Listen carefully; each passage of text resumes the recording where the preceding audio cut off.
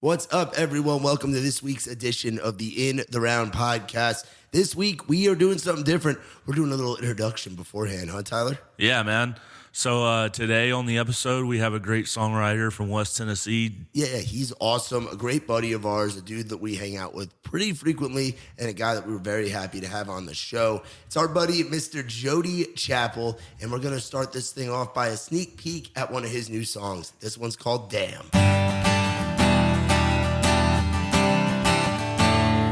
Rolling 85, 55 southbound, chasing the moon.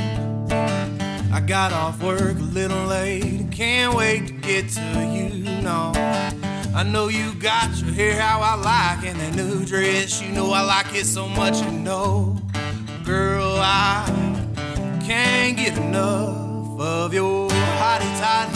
Gosh almighty, damn. You look at me every time I see what makes my world go around.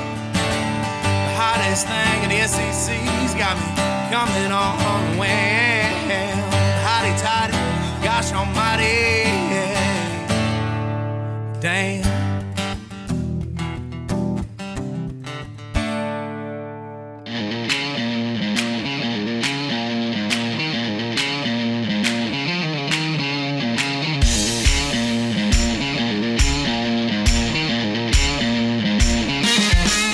What is up, everyone? Welcome back to the In the Round podcast. You got Matt and Tyler. And Tyler, we're in the brand new studio. As the echo probably indicates, we're in the process of setting the room up. Literally moved in here on Wednesday. Yeah. And we're recording this the following Monday. And Tyler, we got a good buddy of ours with us today. A guy that can freaking sing, a guy that can freaking write, a guy that's a damn good hang. And proud to call him a really good friend. We got Mr. Jody Chappell with us. Jody, how the hell you doing, brother?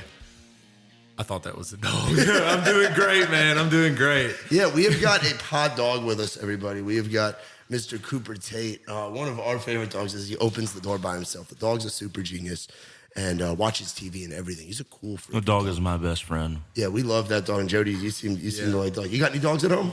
I do not, man. I left my dog in Memphis. I don't have time. I'm never home. So, yeah. So you talk about Memphis. You are a West Tennessee guy. Yes, I am. I was born in Northwest Tennessee, Union City area. That's where my roots are. Moved to Memphis with my parents for like jobs because we were in this little bitty town, man. Yeah. There was nothing there. So my dad actually lived in Memphis for a year before me and my mom moved. So when we moved, I went to a Memphis City school. Like the most insane culture shock. Like it's still, I think it scarred me to this day. Like walking into a Memphis City school from my class had like 20 people in it, and then I come to Memphis City and there's like 1,000 kids that I'm going to school with. Wow. Yeah, it was insane. And then I went to Bartlett and little suburbs. But I stuck to my roots though, for sure. So what's the story of you getting to Nashville, Tennessee? Memphis to Nashville, you go from one music city and one barbecue city to another. Well, I grew up playing sports. I feel like a lot of us grew up playing sports, you know, but like I was very competitive. I got it from my dad, and I got injured and I just decided not to play anymore. So I found an outlet elsewhere, and I had a buddy teach me how to play, what song was it? It was Love Your Love the Most by Eric Church. Taught me how to play that on his guitar. I had a drum set that I never played. Sold it on Craigslist that day. Turned around and bought a guitar. Still have the guitar to this day. And What kind of guitar was it? Do you remember? it was a $79 Silvertone, man. Hell yeah. Hell yeah. That's like that early stage. I bet it has like 200 stickers on it. Oh, dude. Yeah. That's I almost brought it. The Silvertone, is that the one that was the Sears guitar like back in the day? At one point, yeah. I don't even know who they're owned by anymore. Yeah. But it's still, honestly, I have an Epiphone that's like a $600 guitar, and it sounds better than the Epiphone. Really? Yeah. It's just sometimes you develop that kind of like connection almost with the guitar, where no matter what, like because it was the first, or like just that you have that connection with it. Oh yeah, for sure. So I got the guitar. I started learning how to play cover songs, and I sucked, man. I was so bad, but it's the only thing I could sit down and do for hours, you know? Yeah. Like I'm scatterbrained, so I'm everywhere at one time. But when I sit down with a guitar, man, it's like I'm in my own world, and I'll look up and 4 or 5 hours have passed, you know?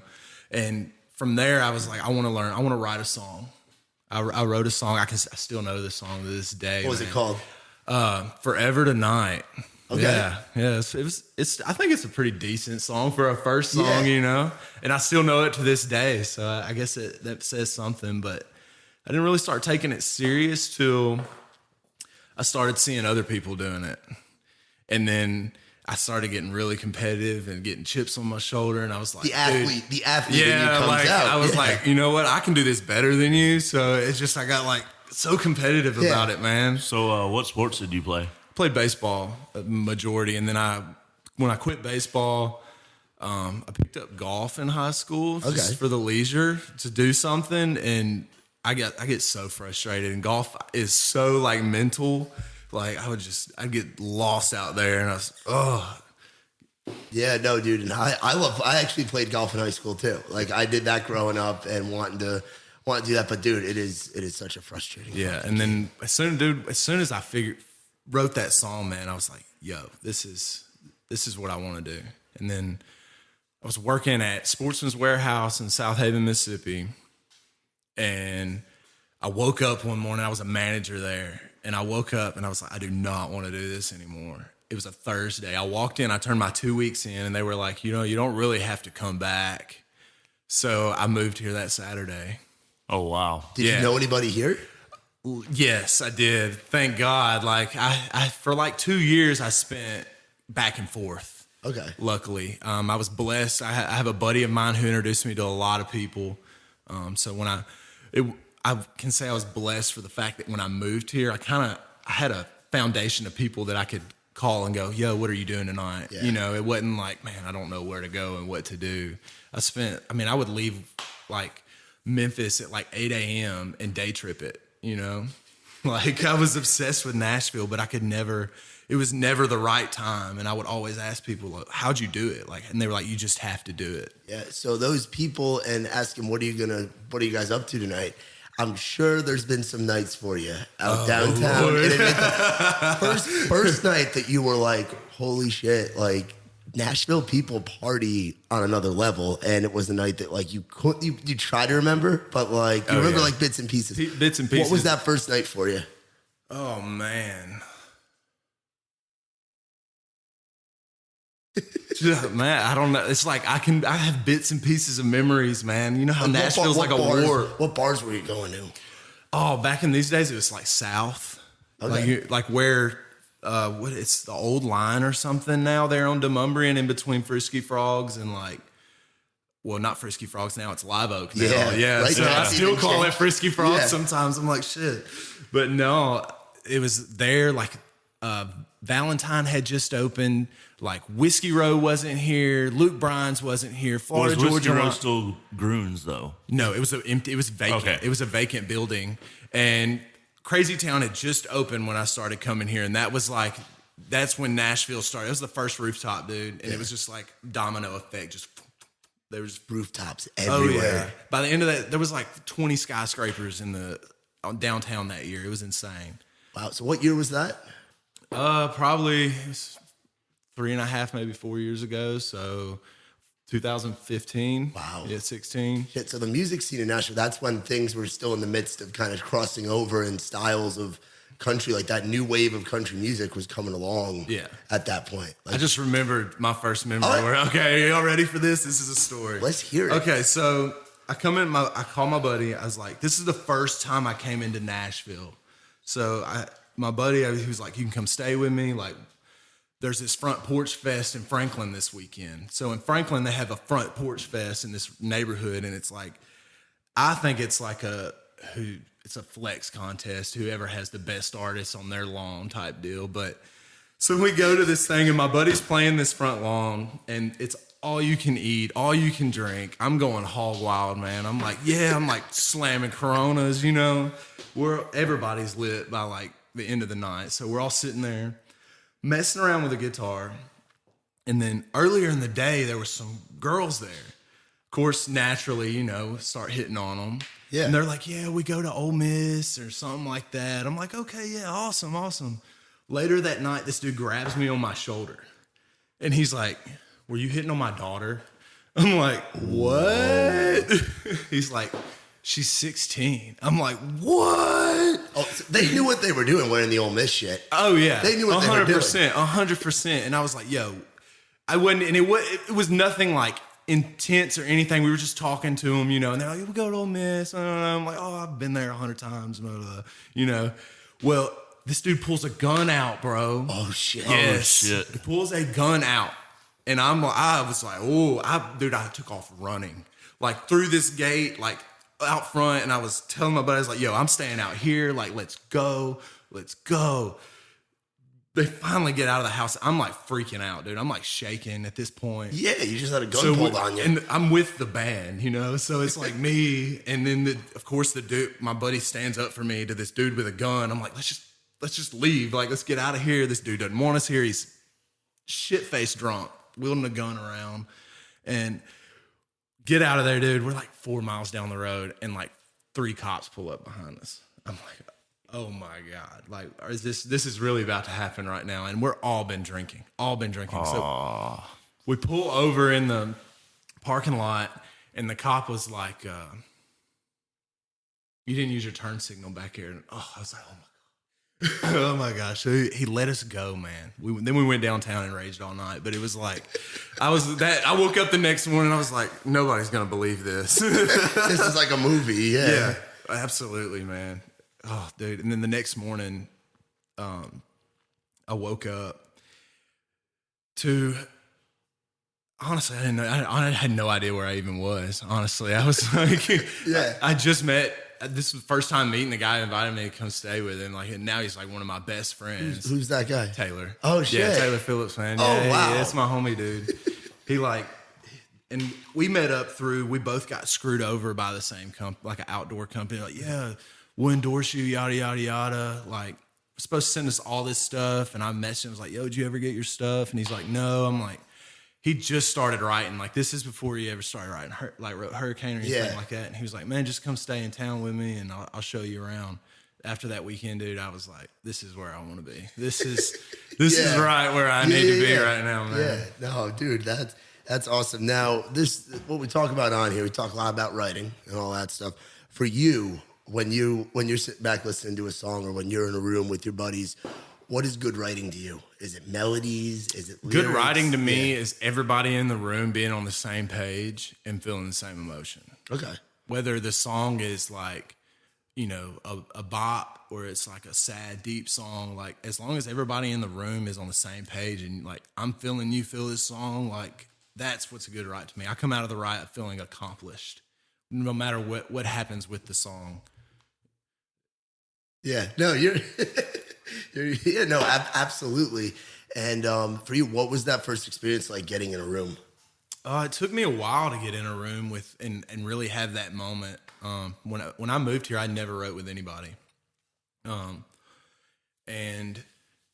I don't know. It's mostly finding a connection with other writers to where you can open up on that level. Yeah, because we all can open up, but it's like you're not going to really put yourself out there unless you're comfortable around people. Yeah. So finding that took a while, but I've got a pretty solid group of boys that I write with now that we get some good writes out, like Ethan, Matthew McSwain, and West Landon McGee, like Georgia boy thrown in there. But yeah, man, we've been writing some really good music, man. I'm excited for it. Matthew McSwain's awesome. Dude, Ethan's doing awesome, dude. Those and Logan too, man. He writes. I live with him, so anytime there's a write and he's home, I'm like, yo, write with us. So it's like, it's fun, man. We really haven't had a bad song come out of our new apartment. So that's awesome. Yeah. Yeah. What's it like living with a co-writer? Like, you're living with a guy that's also doing the music thing. Like, that's got to be pretty cool. It is. And at the same time, myself, I'm like, I have to shut off sometimes. Like, I have to disconnect. Yeah. So, and Logan, like, he's everywhere. So it's like kid hustles. Yeah, Logan. He's like over here, he's, painting a Picasso over here, and over here he's like making beats, and over here he's, dude, you got to listen to this hook, man, and he'll sing it for 45 minutes, you know, and I'm like, he's like, what do you think about that? I'm like, man, that's great, dude. Like, I really like it. Like, you want to write it right now? He's like, no, man. I'm like, well, come on, man. Oh, I got to go finish the Picasso. Yeah, he's like, man, everywhere. He's like, I got work. I'm like, I didn't know he was a painter. No, I'm joking. Like, he's not a painter. I'm just saying, like, say, that's some stuff he would go do, man. He'd come home with a canvas or something like that. Yeah. Do something. Yeah, but I'm the same way. I'll come home with like $100 worth of fishing stuff one day and then come home with like a new guitar the next day and like, you know what I mean? I'm just everywhere, if that makes sense. And then my phone's a mess, like as far as hooks and stuff. Yeah. Like I feel bad for anybody who ever has to go through that one day.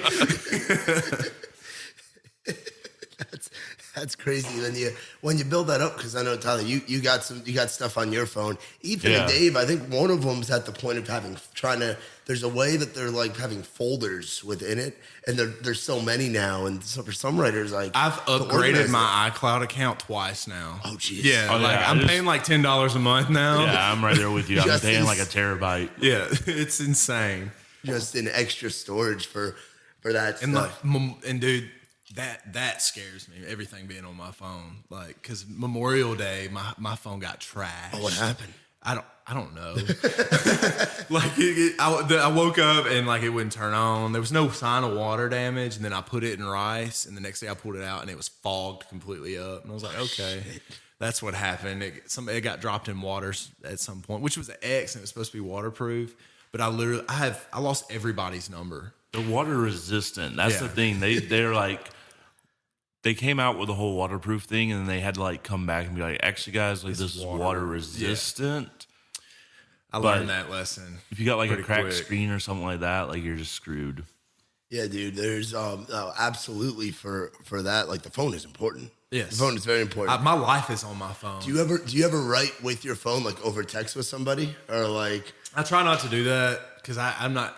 There's no emotion through text. I'm such like I don't know. If like the mood's not there in the room, like I'm gonna struggle with the write.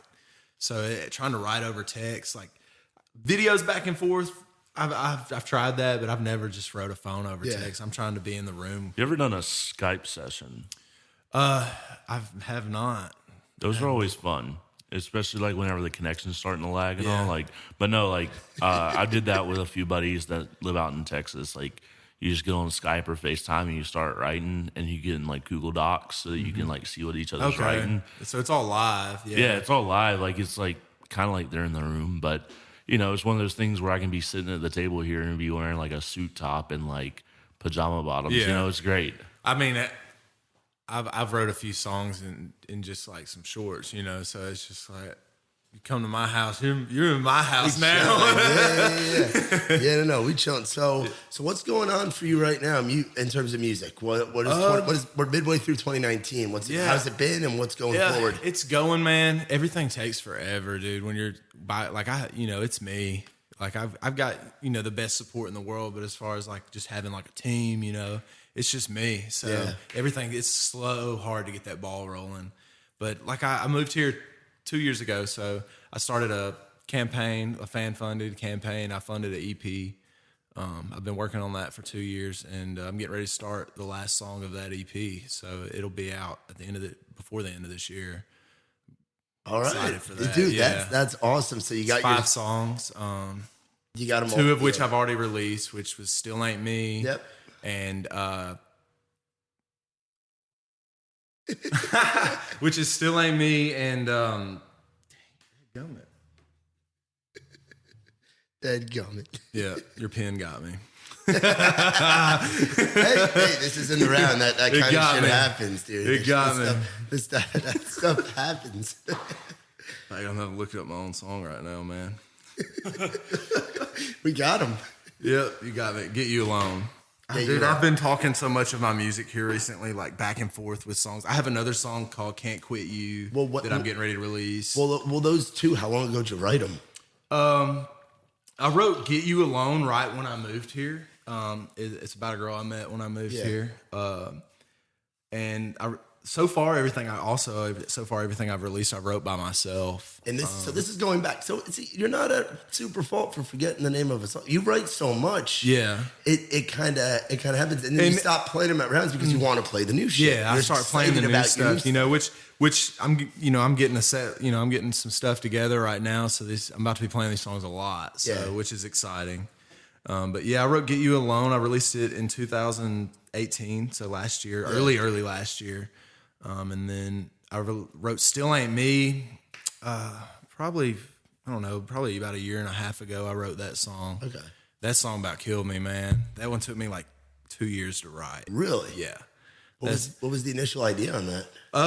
A really bad heartbreak, man. Like, and the essence of everything that happened. Like, there was no way I could relate that. Nobody else could relate to that song the way I did, in the depth that I wanted to bring it.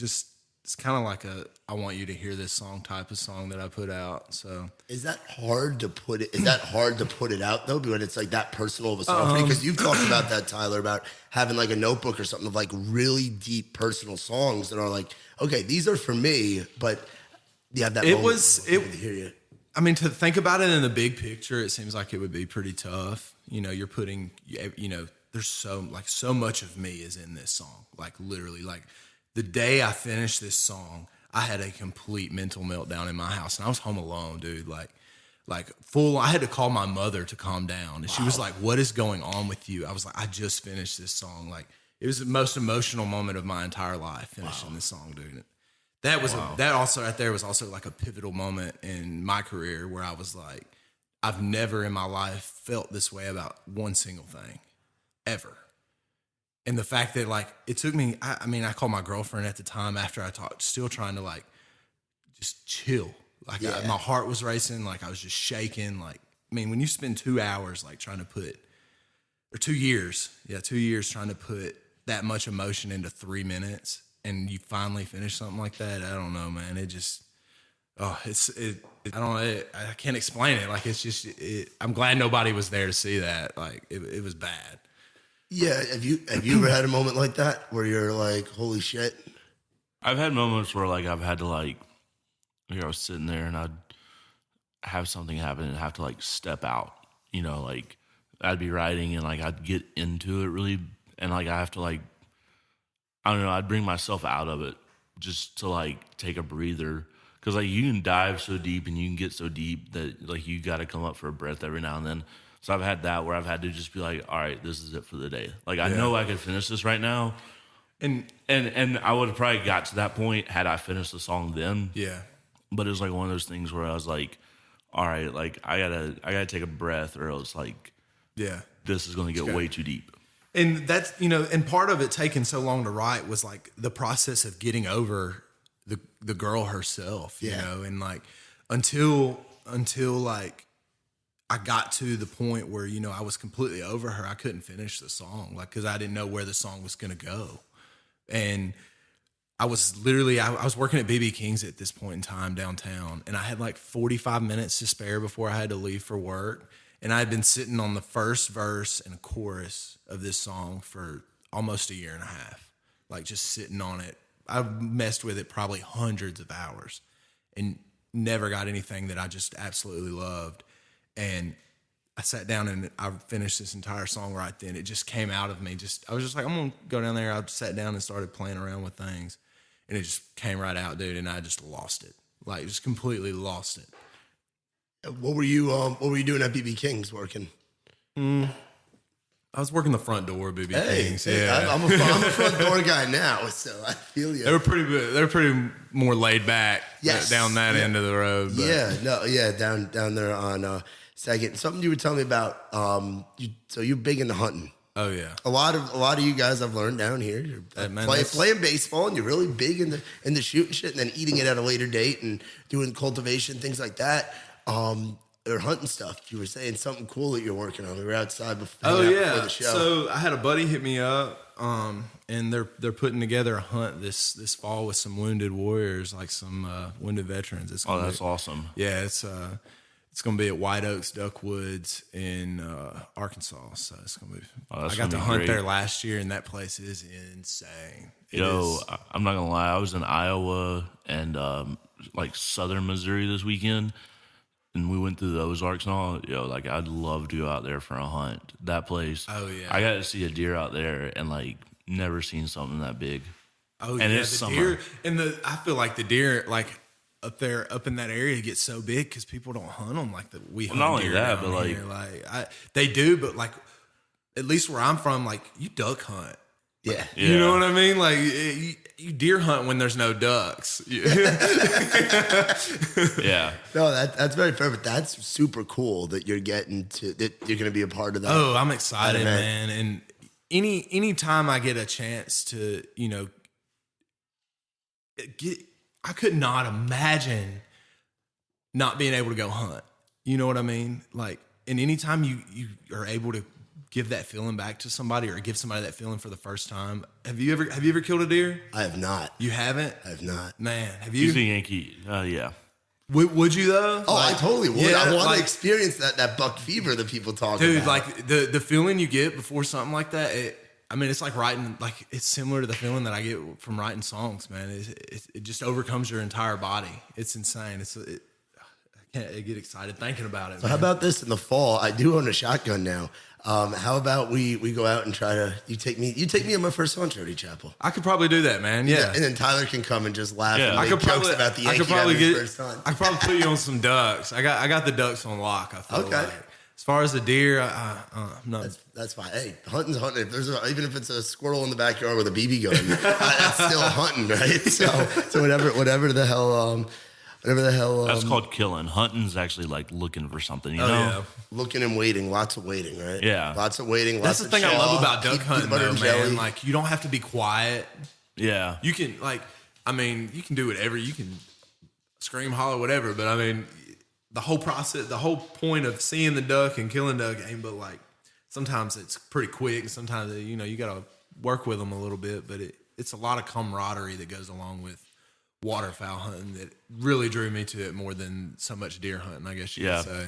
With being out in the woods and all, do you find yourself writing out there, like being out in nature and just being away from the city and not having to hear the hustle and bustle, just being out in nature Absolutely. and being quiet? I go home just to do nothing.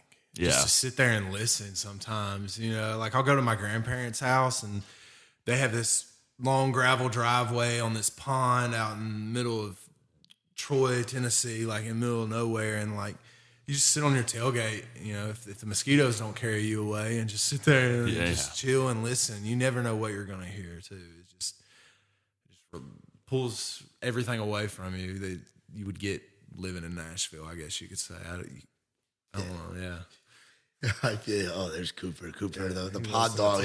He's doing very well. Where we just moved now, man, I kind of get that there. We moved to this place called Rivertop, Nashville. It's off of Charlotte Pike. Yeah. And it's a climb. It's probably 500 feet at the hilltop. It's huge. It's way up there. I can see downtown from my balcony. Yeah. But at the same time, I don't hear everything I'm seeing. I hear the woods around me. That's awesome. So when I sit on my balcony, I don't hear horns. I don't hear cars. I hear crickets and cicadas and stuff like that. And the spiders, which I'm not a big fan of. But not a spider guy? Oh, heck no, bro. Heck no. Who is a spider guy? Really, though, who is a spider guy? I guess down here it's a bit more understandable because the spiders that you guys have down here are massive, right? You guys have crazy big spiders. I've tried not to kill them right now because they're full of eggs. And if you kill one full of eggs, you're not going to kill all of the little baby spiders. Yeah. So we've been flicking them off our porch with a brush or something. But I don't know if it's the same spider coming back, but at least 4 or 5 spiders bigger than a quarter that are full of eggs, dude. And I'm when I see one of these in this apartment, we're moving. We're gonna burn it down. Oh man. But yeah, so when you're sitting out in the backyard or just hanging out, I'm sure you're listening to music at times too. There's parts where you're jamming or you're in the car listening to stuff. Are you a Spotify guy, Apple Music guy, or do you kind of have them both? Man, I I got Spotify right now, but all the backlash on Spotify right now scares me. I don't really know enough about it. Yeah, I feel like I should, but I don't want to know. Yeah, no, my reason for asking isn't as much that. It's more so like, so if you open your Spotify right now, something that we do from time to time, tell us what you got on your recently played. See. Yeah, what's your recent played and what's your heavy rotation? Okay. You don't want to hear what. All right, my heavy rotation right now is Co Wetzel. Okay. I'm a huge Co Wetzel fan. I just like that new album is amazing. Absolutely. Dude. I like the No Filter. The No Filter is, I love that. I have my own playlist here called Lit to This. That's what I listen to a lot of, and it's got Trippie Redd and people like a lot of rap on it. I listen to a lot of rap. Let's see who else is on here. It's this kid out of Memphis that I listen to a lot. His name's Dirty Perk. He's a white boy, and he's really, really good. He's so good. Like if you're a hip hop person at all, you should really y'all should listen to him. Let's see what else I got here.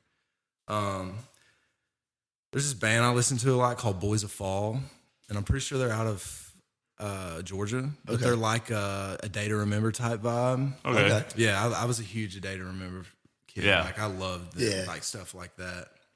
All right, what was the other one? Heavy rotation. What recently played? Let's see. Okay, recently played that new Josh Miranda song. Have y'all listened to it? I have not. It's called Morning. Have not. I listened to it this morning. It's pretty good. Let's see. You got Cooper going over there, bud. I got In the Round on here. Hey! Yeah, right there. I was listening to Brent's yesterday. Okay. Yeah. Awesome. Hanson.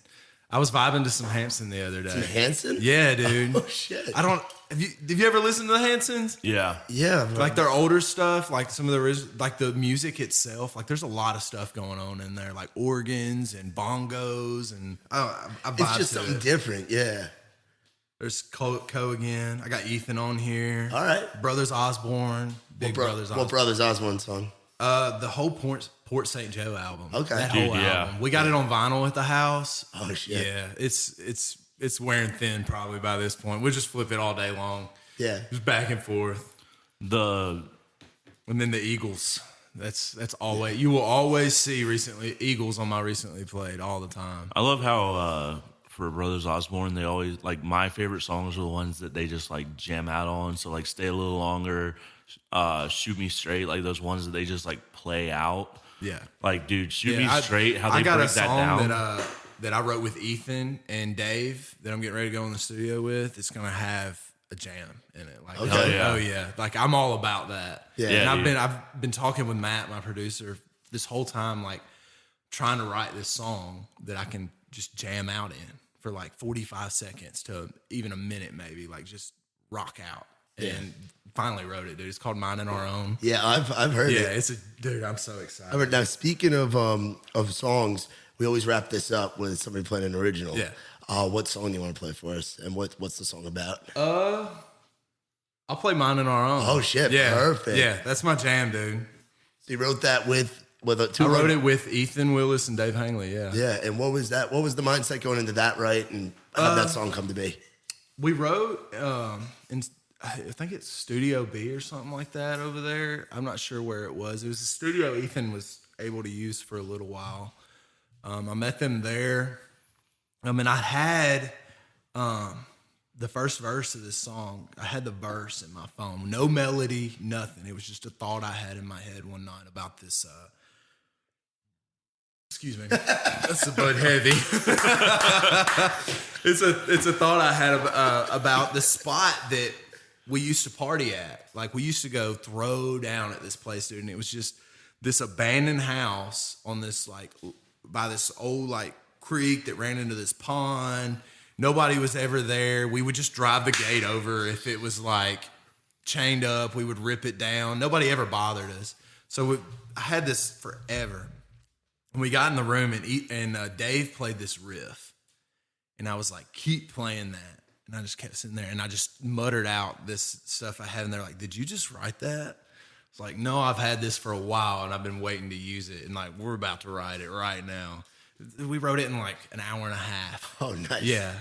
And I sat on it for a little bit. It took me a minute to learn it. Like the riff. I'm not the most It's swampy. Oh yeah, it's very swampy. And I'm not like the most talented guitar player either. Like I play enough, I feel like, to write. But as far as me breaking down on some frets down here, no, you ain't gonna get that out of me. But it took me a while. When I learned it, I was like, this is a jam, and started playing it more. I'll sing it at home as loud as I can. I'm like, I'm gonna rock out to this.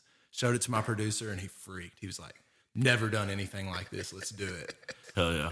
Fuck yeah, that's awesome. And you'll be jamming here in a second. And where can people go to find out some more about you? I'm on Instagram. That's where you're gonna keep up with me the most.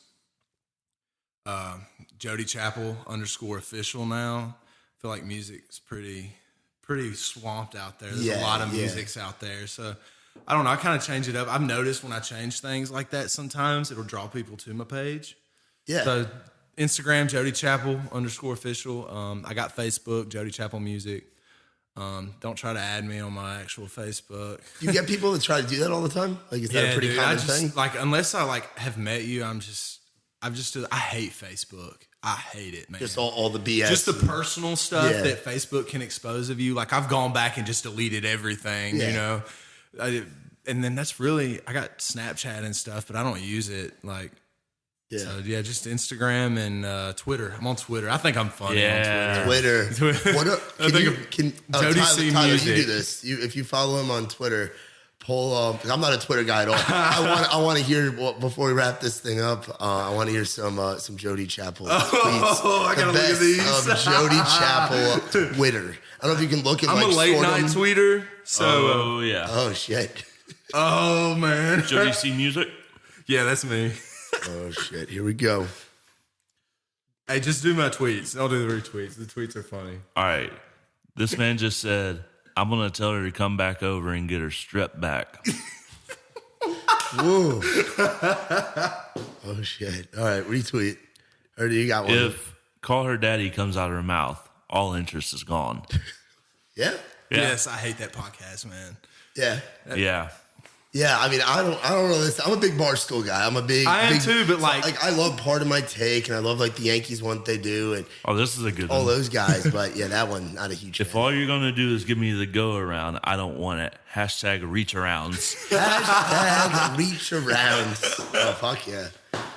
Oh Lord. I'm telling y'all, man, I like Twitter. I feel like you can kind of say whatever you want to on Twitter and get away with it. Yeah. It's that open space. And if somebody don't like what I'm tweeting, they don't have to follow me, you know? Like, I don't have many followers. This is a good one. My roommate looks like somebody tried to draw Morgan Wallen from memory. Sorry, Logan. Oh, that's Logie. Oh, no. I can see it, though. That's the really fucked up part. It's true. Oh, we love you, Logan. Alabama got them big, dirty mosquitoes. That's the truth right there. That night, I've never... Wait, which one? Where we played at that redneck... Oh, dude. Range, whatever it was, dude. In Montgomery, dude, that was rough. Yeah, talk about your weekend real quick, Tyler. Yeah, we were in Des Moines. And when you say we, who are you on the road with? I'm on the road with Muscle Down Bloodline. We were on the road. We played Des Moines Thursday, and then we played the Windy City Smokeout on Friday, which is Chicago. Huge ass barbecue festival. Like, we were the opening band. We started the festival, so we were playing like Friday at like 3 p.m. and there was like still like 2,000-3,000 people there. Chicago's awesome, man. Yeah, dude. I want to travel there bad. Dude, Chicago was so good, and it was like 77, like perfect weather, dude. It was not like Alabama where it was like 108 and swampy. Like, dude. Shout out that venue real quick in Alabama. Dude. The Wild Redneck. You told me it was one of the wildest I was scenes. there that weekend. Yeah. Man. What was that venue called? Do you remember? That is Range 18 something. Range 231. 231. Range. Dude, it's a knockoff Top Golf. You go in the green room. So it's a driving range bar concert venue. The green room is literally called the titty room. Yes, and they have portraits of boobs on the wall. And dude, the best part is There's trace tits on the wall where they would trace them out and girls would sign it. They would trace their tits on the wall and sign like it's it. not just the wall. Like there was one on the ceiling. Like there was some on the Red Bull fridge. Like it was all over the place. Over under 15 mullets in the crowd. Over. Easy. Yo, listen, we didn't. So y'all played third. There was 4 people for that. Y'all played third. Y'all had a good slot. By the time we took the stage at 11:15 p.m., they'd been drinking since 6. Dude, there was some drunk. Dude, the guy that owns it said the answer to all y'all's questions is yes. Just don't be a dick. Yeah. The whole vibe that night was exactly that. Oh man, I'm from Alabama, and that was some redneck backwoods shit. Yeah, no. I felt right at home though. So Yeah, I told everybody, I was like, I feel right at home. Yeah, I mean, I felt at home, but also at the same time, like that was another level of what I'm usually used to. But I was lucky to be. I was with 641. I was helping them out that weekend, selling some merch for them. Yeah. You were just talking about who your first friend was, the guy that really got you out here, T. Phillips. Similar kind of story there. He started out selling merch. Yeah, when he first got here, he was on the road with Kelly Pickler and then I think Craig Campbell. Yeah, absolutely. Yeah, and now he's so successful. You learn a lot when you go out on the road with people. Yes, the road also opens up your creativity because 100% because you're surrounded by creatives that you know, most of the time you're vibing with. Yeah, so you're flourishing in your own mental state there. But also just this weekend, even driving through about 30 hours of fields. It was beautiful country, but also at the same time, you're just all right, there's another field. Great. I got to do something to keep from going insane here. And then you break out your phone and the guitars come out and there's a on the road. Oh shit, man. But hey, man, thank you so much for coming this on. Has been great, man. Thank y'all for having me, dude. It was awesome, and you're more than welcome to come back on anytime. You got buddies that come into town. I know we're gonna be getting your buddy Matt McSwain on. Oh, for real? At some point. Good. Yeah, we'll get him. I'm a huge fan, man. That's the next guy, and I know he's a big fan of this podcast. So shout out to you, Matty McSwain, for listening to Matthew. He goes by Matthew McSwain, which my name's Matthew, but I go by Matt, so a little bit different. Matthew McSwain, man. Dude's a badass. He needs to get here to Nashville. Absolutely. By the way, if you're listening to this, Matthew McSwain, you need to get your ass to Nashville and do what Jody's done. If you hear this, Matthew. Matthew, listen to me, Matthew, the voice in your head. But dude, thank you so much. You guys check him out, Jody Chappell _official. Official. Just official. Jody No C Music on Twitter. Yeah, that's where the fire is. If you really want to get to know me, follow me on Twitter. Oh man, absolutely. Well, thank you guys for listening. Make sure you follow us along at In the Round Podcast on Instagram, In the Round on Facebook. We've got a YouTube channel as well. You got at Matt Burrill, at Just a Wandering Tyler, because he's wandering around cornfields in a Sprinter van now. But you guys jump on and follow us along. Make sure you subscribe, review, rate, whatever you want to do. We want to get some more reviews up there. We don't got any reviews in terms of listed. I want those crazy Amazon reviews on the podcast. I want to see crazy. Funneling Niagara Falls through a coffee straw type stuff? Yes. Yes. That's the kind of shit I want. So if you're listening out there and you're getting right and having a few or lighting up or doing something while you listen to this, I want to hear what's in your head. Write a review in the comment section. Maybe we'll talk about it on the next episode. Now, without further ado, going to let Jody grab at that guitar, Minding Our Own. Absolutely. Here we go. Here's Jody Chappell, Minding Our Own. You've been listening to the In the Round podcast.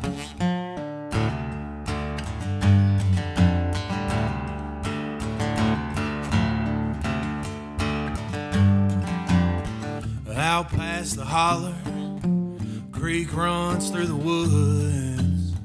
There's a break in the trees right where that old house stood. It burnt down in '05. Every now and then there's still a light just like tonight.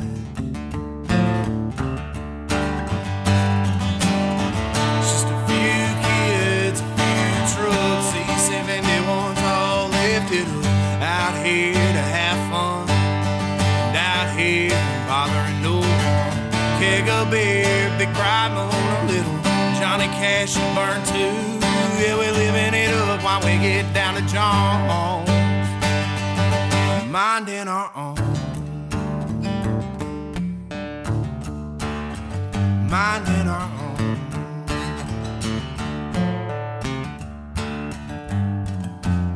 It's been our spot for 3 years now. Ain't no fence gonna stop our crowd. We're risk takers, the hellraisers. You can't keep us out, you can't keep us out. No, it's just a few kids, a few trucks, these 71s all lifted up. Out here to have fun, out here bothering no one. Keg of beer, big bright moon, a little Johnny Cash to burn to. Yeah, we're living it up while we get down to John's, minding our own, minding our own.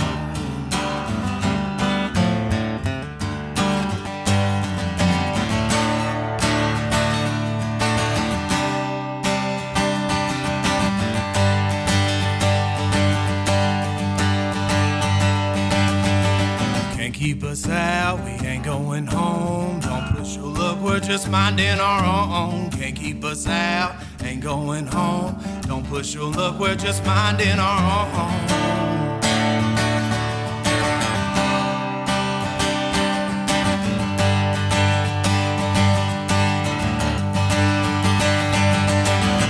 It's just a few kids, a few trucks, these 71s all lifted up. Out here to have fun, yeah. Out here bothering no one. Keg of beer, big bright moon, a little Johnny Cash to burn to. Yeah, we're living it up while we get down to John's, minding our own.